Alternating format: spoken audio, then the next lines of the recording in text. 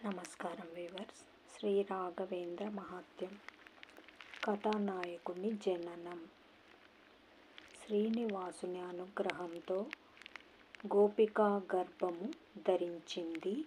దంపతుల సంతోషానికి పారమే లేకపోయెను. ఆ గర్భము శ్రీహరి యొక్క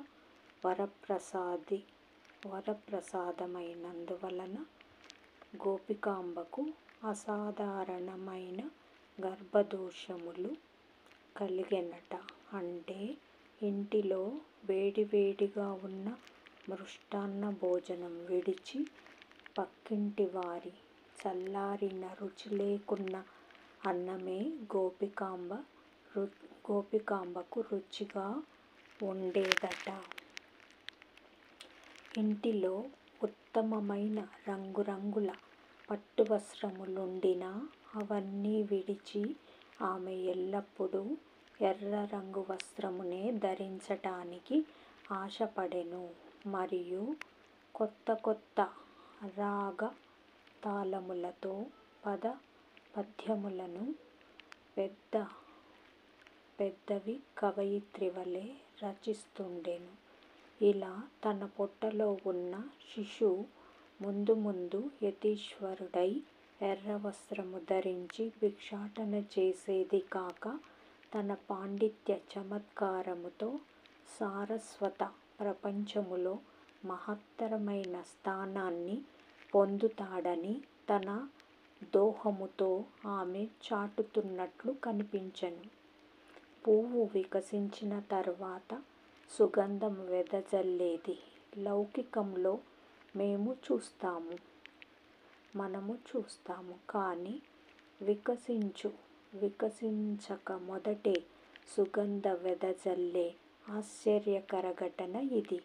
ఆ గోపికాంబ గర్భములో వేరే ఎవరు ఉండక శ్రీ శంకుకర్ణుడే ఉండి భగవదాజ్ఞతో ముందు శ్రీ రాఘవేంద్రులై భగవత్కార్య సాధనము చేయుటకు కాతరించుచుండెను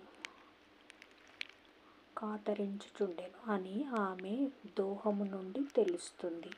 ఇలాంటి జగద్గురువును గర్భములో ధరించు పుణ్యము లోకములో ఎన్ని మందికి లభ్యమగుతుంది చెప్పండి.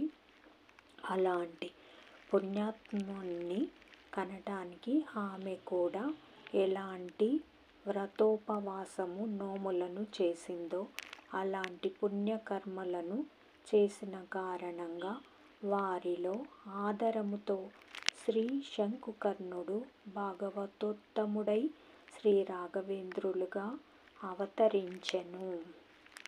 గోపికాంబకు 9 మాసములు నిండగా సుఖప్రసవమున సమయము ఆసన్నమగుచున్న సమయములో శుభగ్రహములు పరిపూర్ణ శుభులై చూస్తున్న శుభలగ్న ముహూర్తమందు క్రీస్తు శకము 1595 శ్రీమన్మథనామ సంవత్సరము ఫాల్గుణ శుక్ల సప్తమి శుక్రవారము నాడు మృగశిర నక్షత్రములో తేజస్వి అయిన శిశువు యొక్క అవతారము జరిగింది. ప్రసిద్ధమైన మహానక్షత్రములో మహాత్ములైన రాయరు లోక కళ్యాణానికై శిశురూపములో పుట్టి మానవాళిని ఉద్ధరం చేసిరి.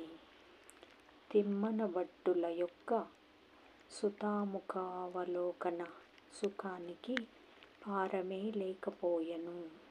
పితృరుణముతో ఉద్ధారము చేసే ఉత్తమ పుత్రరత్నము పుట్టినాడనేదే వారి ఆనందోద్రేకానికి కారణముగా ఉండెను. తక్షణమే ఎత్తైన స్థలము నుండి నీటికి దుమికి నీటిని ఊర్ధ్వముఖంగా బహు ఎత్తుగా వచ్చేటట్లు స్నానం చేసి పితృదేవతలను తృప్తిపరచినారు. కులదేవతయైన శ్రీనివాసునికి అనన్యరీతిగా భక్తి ప్రపత్తులు చేస్తూ కృతజ్ఞతను సమర్పించినారు. శ్రీ రాఘవేంద్ర జననము. శ్రీ రాఘవేంద్ర స్వామి జననము